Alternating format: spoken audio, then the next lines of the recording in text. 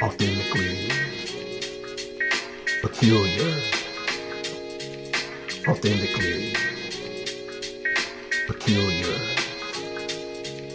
authentically peculiar. Authentically Peculiar with Marcia.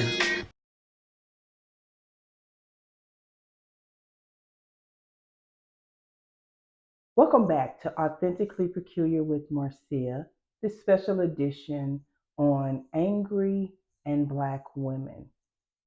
In the first two sessions, we were able to discuss the history of anger from the times of enslavement and the loss of control of your own decision making to what anger looks like through childhood and trying to identify the best ways to help young Black girls learn to control their anger by getting in tune with their own emotions and defining what they're actually feeling.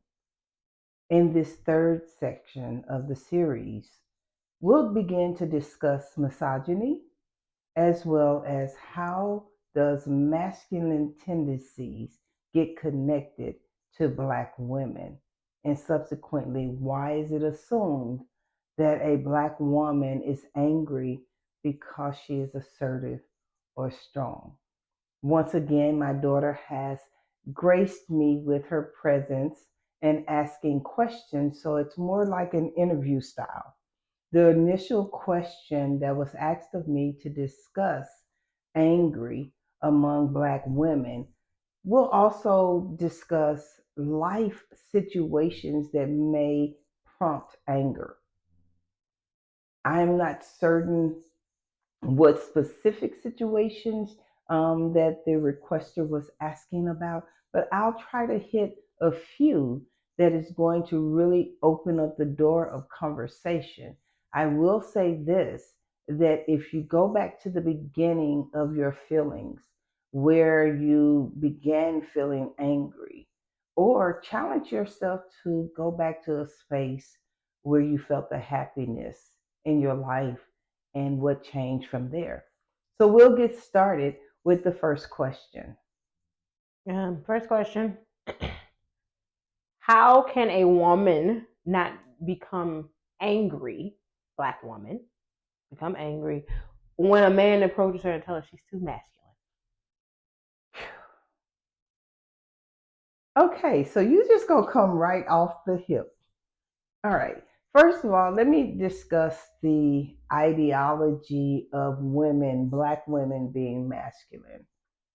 Oftentimes, Black women are added to the trope of being too hard, too masculine, too strong, not submissive. But it's not taken into consideration that that woman has had to build an identity based on situations and circumstances that she has experienced. When you consider the role of masculinity, that is a leadership role. That is a protector and a provider role. That is a role that's deemed as strength and endurance. With those definitions and understanding of masculinity, women fit that role appropriately. They've had to be strength and endure. They've had to be leaders, whether it's leaders in their home or leaders in the workspace. So the ideology of masculinity in Black women and converting that to anger is really off the beaten path. Just because you are a leader in your area of expertise doesn't mean that you're angry. And just because you're direct, you know how to make things run, you know how to give orders, guidance, and direction, does not make you masculine. It makes you operate in the role that you are scheduled to perform duties. That's it. Anyone that feels intimidated and wants to label a Black woman as masculine because of her natural ability to lead, her natural ability to protect and nurture, then that's a weakness in their own characteristic. Women should not, Black women should not be forced into a space of operating in only dainty type roles. The other part that I want to address about that is that word submission. Men tend to believe that because they are male, that females should automatically submit up under. Well, let me tell you, here's the real truth. Women that interact with a man that does not have the courage to have a vision or a mission, she's not submitting.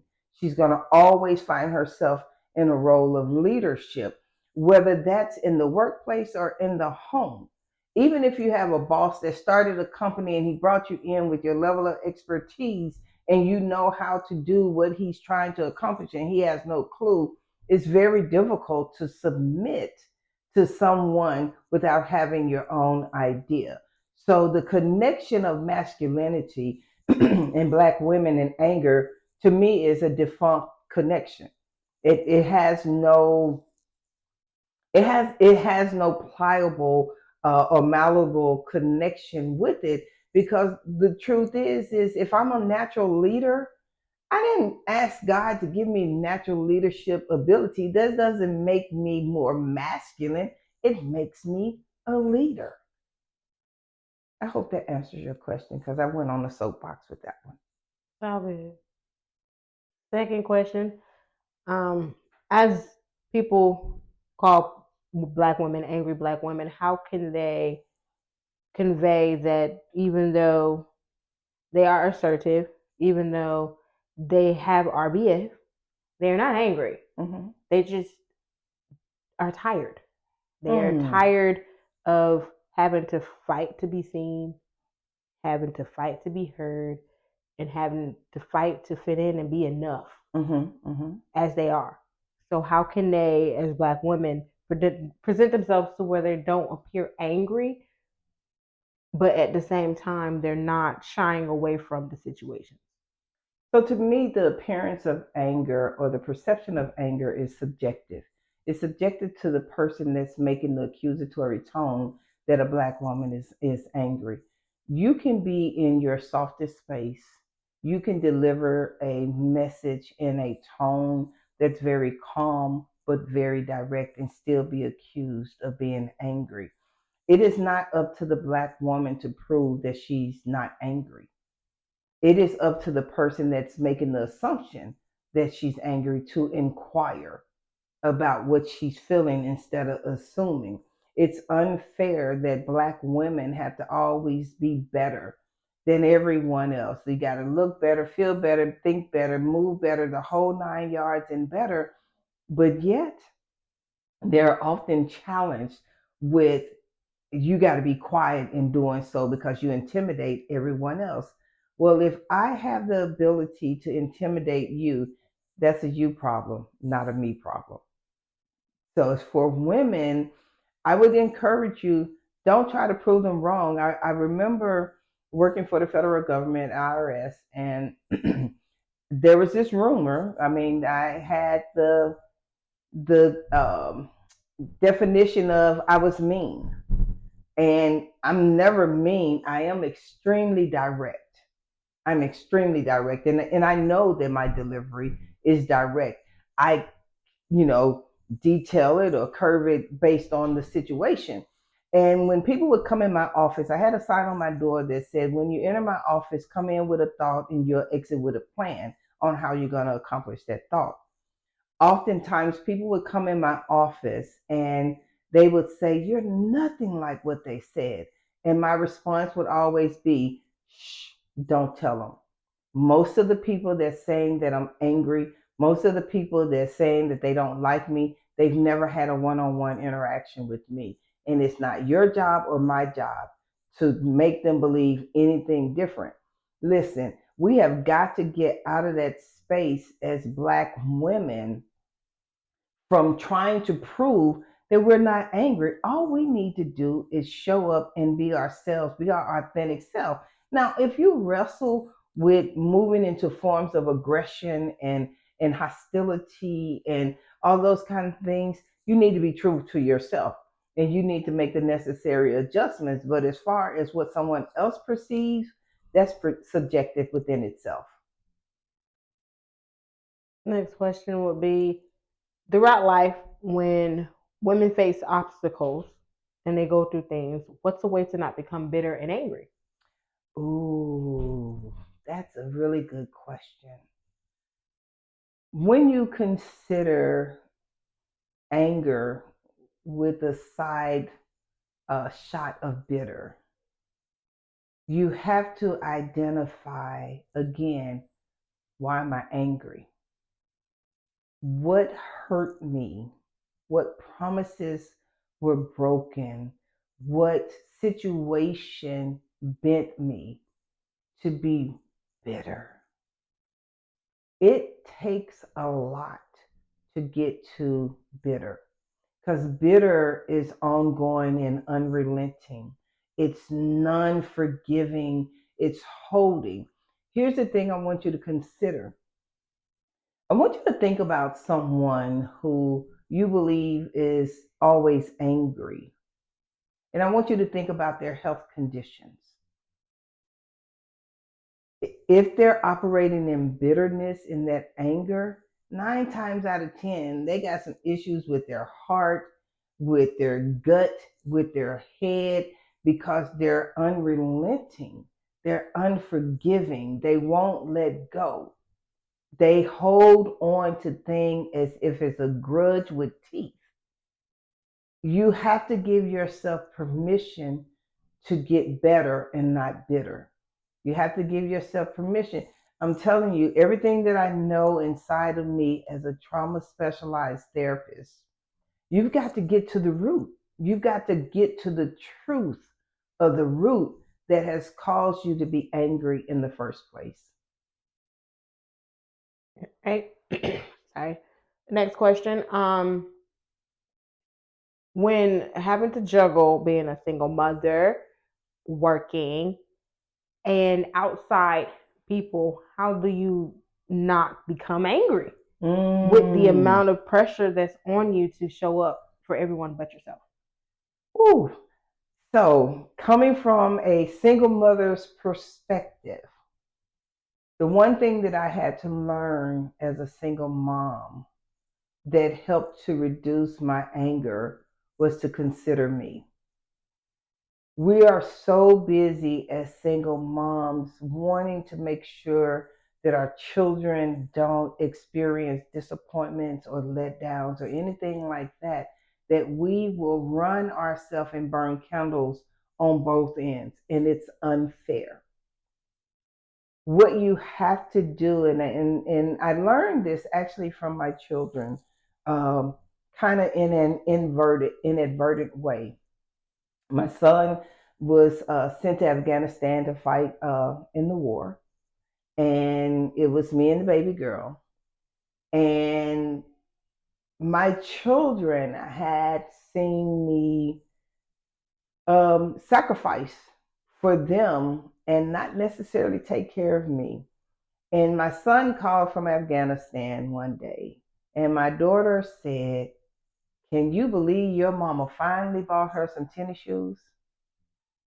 And that slapped me in my face because what I was teaching my children was to not consider me, not doing things for me, not honoring me. Because the truth is, I am solely responsible for my own happiness. And if I am giving my happiness away without trying to use some of that happiness, it turns to bitter. You become angry. You become angry at the parent that's not always around. You find yourself ready to fight any situation because you're always on the go and you're trying to make up for lost time and broken promises, and you're trying to deal with children who may not understand what you're going through. But you have to stop and say, I get to take care of me, not in a manner that is what you may think is selfish, but in a manner of saying, I can't present to them in a happy space if I'm not experiencing happiness. And happiness could be something as simple as giving yourself a compliment, uplifting yourself, not feeling guilty because you have to say no to your children because you have to work because another parent isn't available. You get to have permission to take care of you. And I would encourage anyone, give yourself that permission now to know that it's okay to choose you, because I promise you, the benefits of choosing you will be the reward for your children. All right. Next question. Throughout life, Black women have been made to feel less than, which contributes to this angry Black woman stigma. How can we help other Black women understand that we're not less than? If anything, we are just as good, if not better. What are ways to lift up your fellow Black woman when you see that she's angry all the time, or she's sad all the time, or just hurt, to help change that stigma of angry Black women, because we go against each other. So what's the best way to help each other when we are in that state of anger or sadness or things like that? You know, one of the three words that I believe work best is I see you. I see you. I see your pain. I see your struggle. But I also see your strength. I believe in complimenting and encouraging other Black women. I may not know the exact situation that they're going through, but it's something about them that I can offer a compliment. It's also something about them that I can say, I hear you. I want to hear you. I see you. I choose to see you. Sometimes that is just enough to soften those edges. The thing that I would caution is, if someone hasn't begun going through their healing stages, in their anger and their past pain and things of that nature, you want to be mindful of attachments, where what you're doing with the compliment and the encouragement may cause someone to draw closer to you, and they don't know necessarily how to be in a healthy sister-like relationship. So you always, I'm a stigma for boundaries. Compliment, encourage, but honor your boundaries. Okay. Next question. When going through life and facing obstacles as far as like losing jobs or losing houses and being ridiculed by everyone, what would be a way to tell that woman that you don't have to become the stigma that they say you're going to become? I love that question because it kind of reminds me of just my journey through life, being the college kid that got pregnant, to being the single parent, to um, government jobs closing down, and jobs filing bankruptcy. Subsequently, you lose income, loss of house, having family members to talk about you, and all those kind of things. One of the things that helped me through those processes is I learned to love and accept me. I stopped looking for external validation to tell me what my worth was. I recognized that life happens. Life happens because it's supposed to challenge us with certain things, and we have to identify how to move through those challenges. I would encourage anyone that is going through life transitional adjustments to, one, recognize what it is that you actually are in control of. Number two, understand that there are people, even family members, that want to see you fail. Keep going. Situations are going to happen. You don't have to lay down in those situations. You can take a moment to grieve what was normal for you, but you don't have to sit in the situations. I I've lost homes. I've had cars repossessed. I've filed bankruptcy. I've been divorced twice. I've had so many things, and I still had some family members that would say things to me like, "You think you better than everybody else? Why do you have to go and buy that kind of house? Or why do you have to get that kind of car? Or why do you have to do this?" It's all because I chose it for me. I've moved beyond the place where I needed other people to congratulate me for my own hard work and my desire. I decided that I have a right to be happy in life. When you make that decision, you reduce the level of anger that you're feeling. Life is going to happen. Transitions and challenges are going to come up. Loss of money, job, relationships, um, friendships, people that you thought were going to have your back, the whole 9 yards, all those different things can come up, but that does not mean that it has to take you out. You can tell people, listen, go grab that book, Tell the Past to Go to Hell. I'm telling you, getting the freedom with family and whomever else to tell them, no, I'm not accepting your demeaning statements or derogatory terms. Life happens. I remember when I worked for Delta and they filed bankruptcy. The youngest father was going through cancer, so I lost two sources of income. It was a tough time. I lost my home during that time. And all I did was put those bootstraps on after I went through my point of grief and started all over again, bought another house, got more cars, put money in the bank, all that kind of stuff. Life is going to happen. Don't be ashamed of the things that life challenges you with. What you do is grab it and you grow from it and you keep going. And then you can go, my mama used to do that. Stick a tongue out and go, nah. When you have those achievements, you don't need to prove anything to anybody about your ability. People are going to talk, whether it's family or friends or even people on the outside that's not close to you. Some people are hell bent on seeing you fail. You be hell bent on seeing you succeed. Good answer. Good answer. Another question that I have is Black women in relationships. Ooh, that's going to be a whole hour. Oftentimes, when Black women enter relationships, it's already a stigma there. Mm. And it's already a stigma there that can't do enough to please a Black woman. How can Black women prepare the world to know that that ain't true? Mm-hmm. But we still have to guard us because we're so busy guarding y'all that we're left out. So how is there a way to communicate that to those that we are getting in relationships with, whether it be male, female, or Whomever. The first thing that I would say about relationship is know the relationship within yourself first. When you respect the relationship that you have with yourself, you teach others how to respect and accept how to be in relationship with you.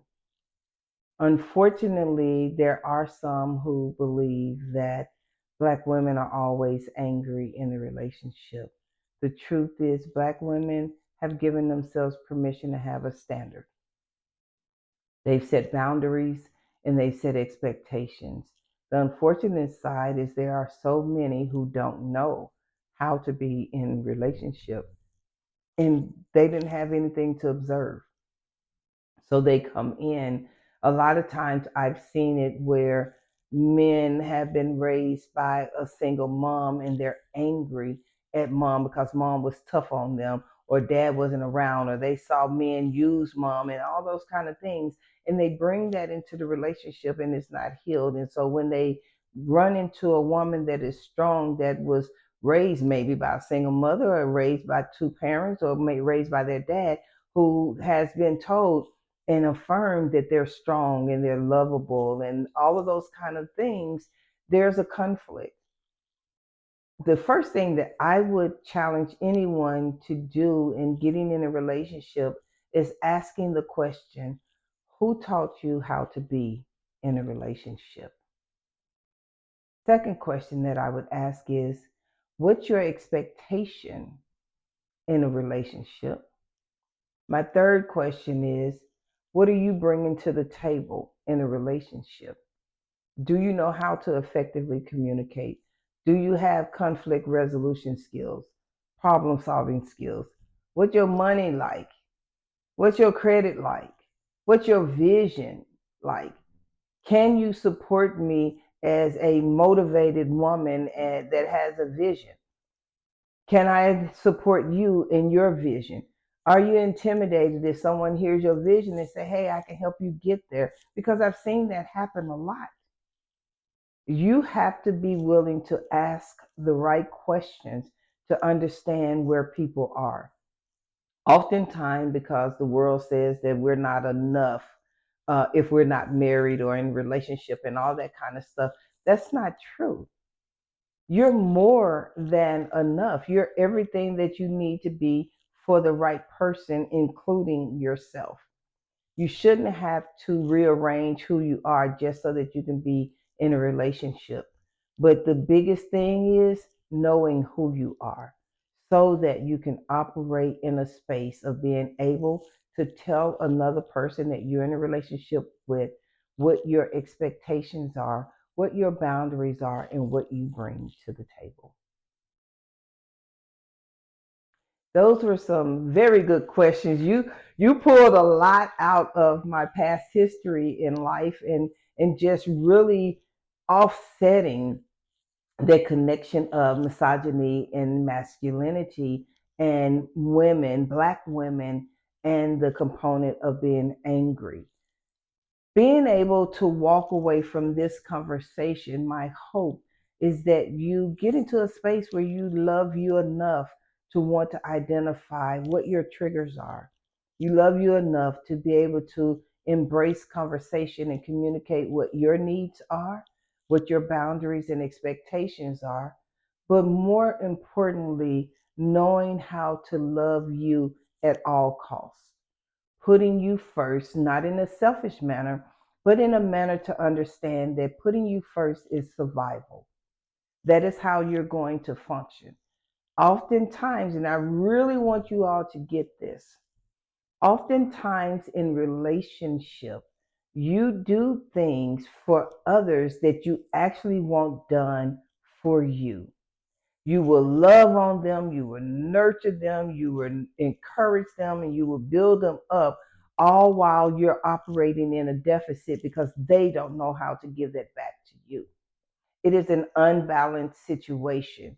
You have to ask yourself, when you are giving, am I giving because this is what that person's needs are or love languages, or am I giving because it's my need? You have to be able to really address those real questions. Ask yourself, am I ready for a relationship? What's the relationship that I have with me? If I'm told that I have masculine energy, what does that mean to me? If I'm told that I need to be more submissive, I need to be more quiet and lose some of my aggression, how does that make you feel? And then how can you establish identity with your boundaries and expectations so that you can have a voice in the conversation?